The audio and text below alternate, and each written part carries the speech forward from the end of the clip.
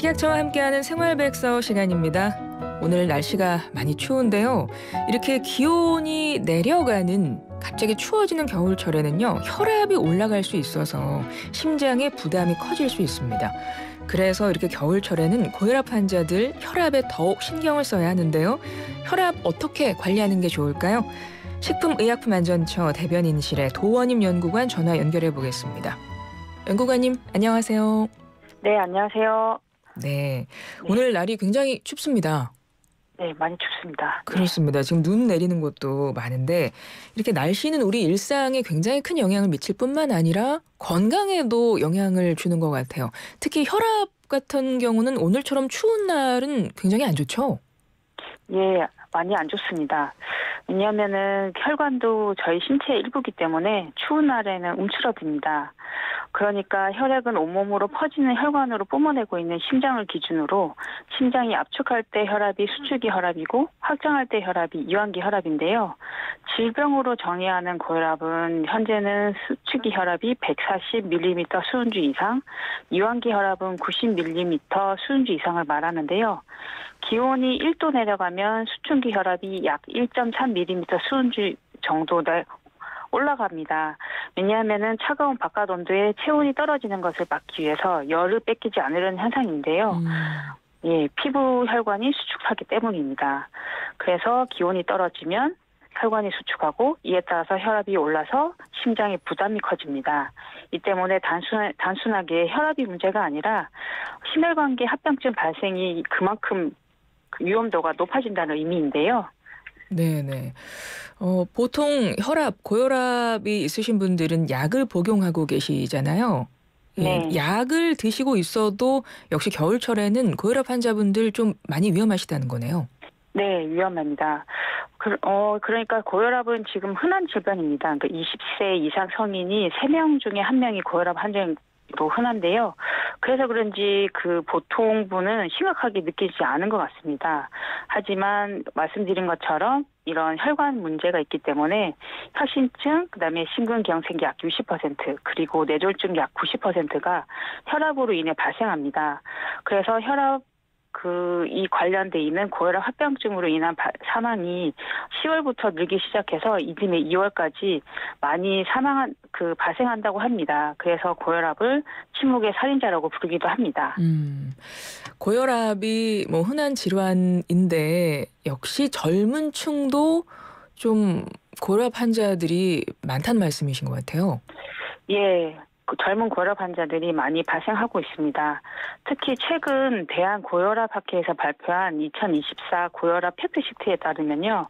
20, 30대 고혈압 유병자는 약 89만 명으로 추정되고 있지만 이들 중에 36만 명이 의료 서비스 이용하고 또 13명만이 지속적으로 치료받고 있는 것으로 조사되었습니다.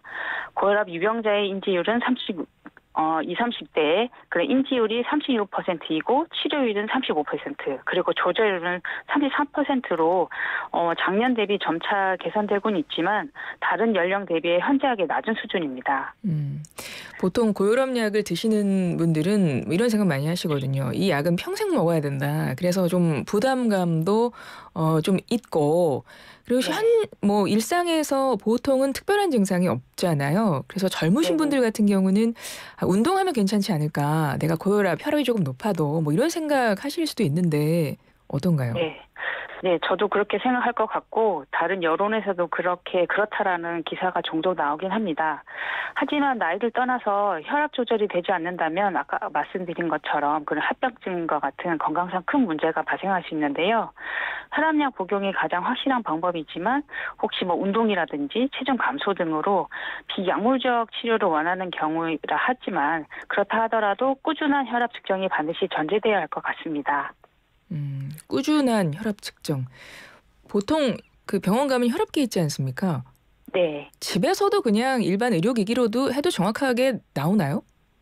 예, 요즘에는 기술도 많이 발달됐고요. 또 그다음에 이런 혈압계가 식약처에서 관리하고 있는 의료기기 때문에 많은 그런 그 정확도를 저희가 많이 심사하고 있습니다. 하지만 이거는 저희가 관리하고 있는 의료기기 때문에 우리 식약처에서 허가받고 있는지 한 번 더 확인해 보셔야 되는데요.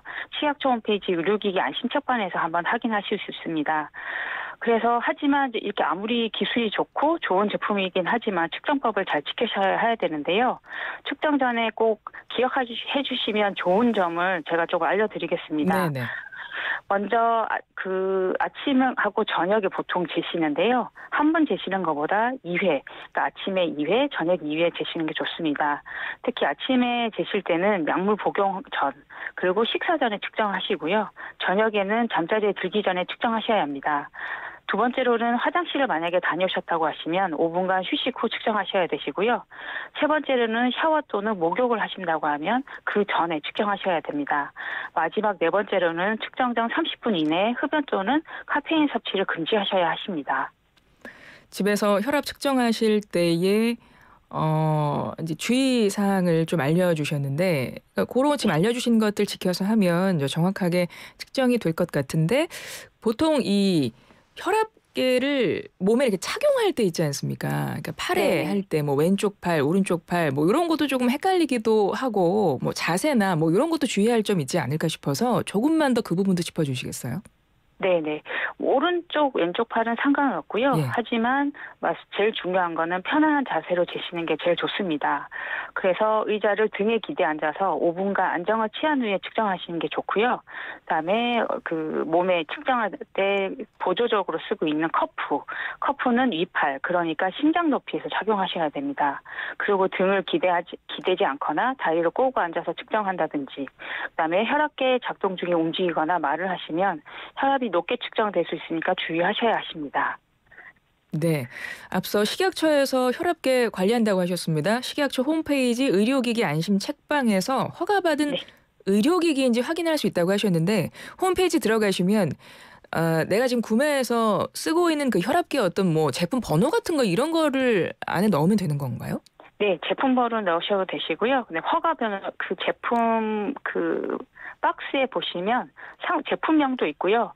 저희에서 허가 나고 있는 번호가 있습니다. 그 번호를 입력하시면 식약처에서 허가돼 있는지 안 돼 있는지 검색이 가능하십니다. 알겠습니다. 추운 겨울입니다. 이게 혈관이 수축돼서 혈압이 높아질 수 있기 때문에 좀 고혈압 있으신 분들은 집에서 좀 관리를 하셔야 되고 혈압계 사용하시면 됩니다. 식약처에서 허가받은 제품인지 확인하셔서 사용하시면 되겠습니다. 연구관님 여기까지 들을게요. 고맙습니다. 네, 고맙습니다. 지금까지 식약처 대변인실 도원임 연구관이었습니다.